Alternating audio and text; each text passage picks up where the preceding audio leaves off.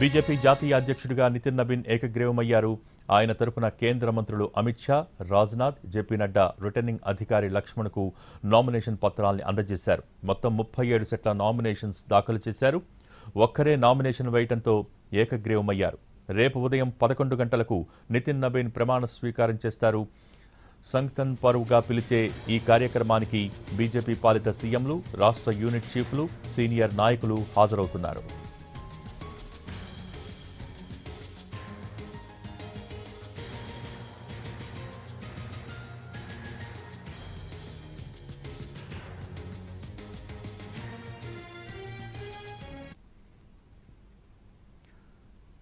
BJP జాతీయ అధ్యక్షుడిగా నితిన్ నబీన్ ఏకగ్రీవమయ్యారు. ఆయన తరపున కేంద్ర మంత్రులు అమిత్ షా, రాజ్నాథ్, జేపీ నడ్డా రిటర్నింగ్ అధికారి లక్ష్మణ్కు నామినేషన్ పత్రాల్ని అందజేశారు. మొత్తం 37 సెట్ల నామినేషన్స్ దాఖలు చేశారు.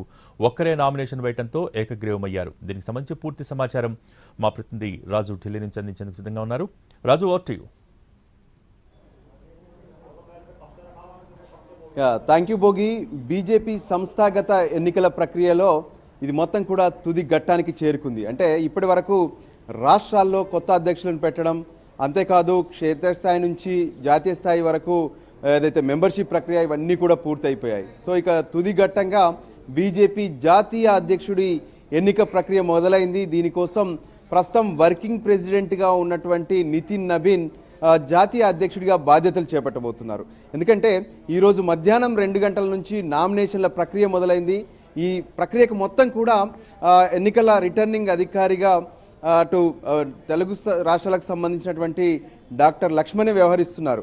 ఆయనకు అమిత్ షాతో పాటు రక్షణ శాఖ మంత్రి రాజ్నాథ్ సింగ్, మిగతా మంత్రుల జేపీ నడ్డా వీళ్ళందరూ కలిసి ఒక సెట్ దాఖలు చేయగా అన్ని రాష్ట్రాల నుంచి వచ్చినటువంటి నేషనల్ కౌన్సిల్ మెంబర్లందరూ కూడా ప్రత్యేకంగా ఆయా రాష్ట్రాల అధ్యక్షుల నేతృత్వంలో ఒక్కొక్కరు ఒక్కో సెట్ దాఖలు చేశారు. ఇలా చూస్తే మొత్తం 37 సెట్లు దాఖలయ్యాయి. సో ఒక్కరు మాత్రమే 37 సెట్లు దాఖలు చేశారు. అంటే అన్ని రాష్ట్రాల నుంచి ఈ ఎన్నికల ప్రక్రియ కోసం నితిన్ నబీన్ కోసం మద్దతు పలికారు.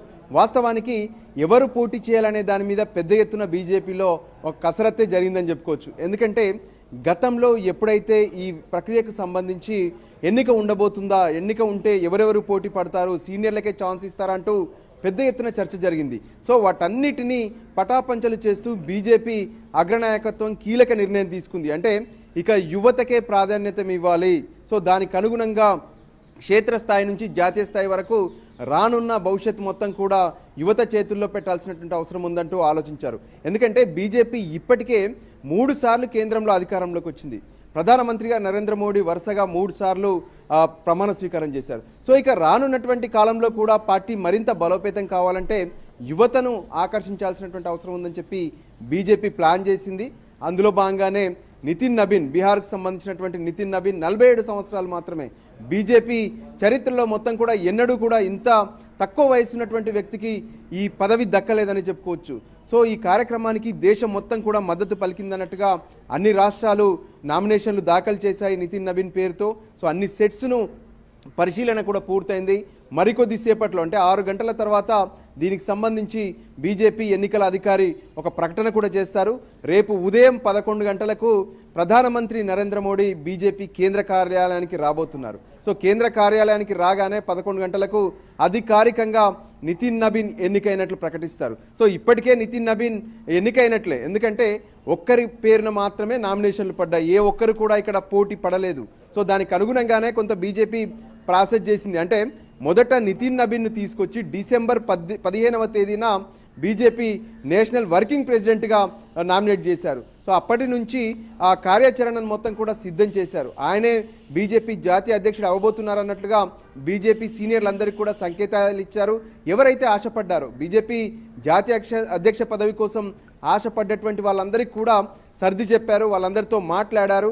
సో ఫైనల్గా ప్రతి ఒక్కరూ ఇప్పుడు నితిన్ నబీన్కే జై అన్నటువంటి పరిస్థితి కనిపిస్తుంది. దానికి అనుగుణంగానే ఆయన ఎన్నిక సైతం ఏకగ్రీవంగా పూర్తయింది. రేపు అధికారిక ప్రకటన చేస్తారు.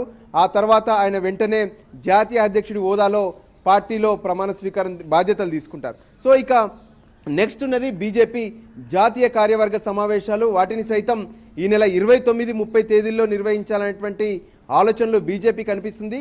సో కొత్త అధ్యక్షుడిగా తొలి జాతీయ కార్యవర్గ సమావేశాలు నిర్వహించడమే కాకుండా ఇక భవిష్యత్ కార్యాచరణ ఏంటి, రానున్నటువంటి రాష్ట్రాల్లో ఎన్నికలు కావచ్చు, పార్టీ బలోపేతం కావచ్చు, ఇటువంటి అంశాలన్నిటిపైన కూడా ఆయన ఫోకస్ పెడతారు.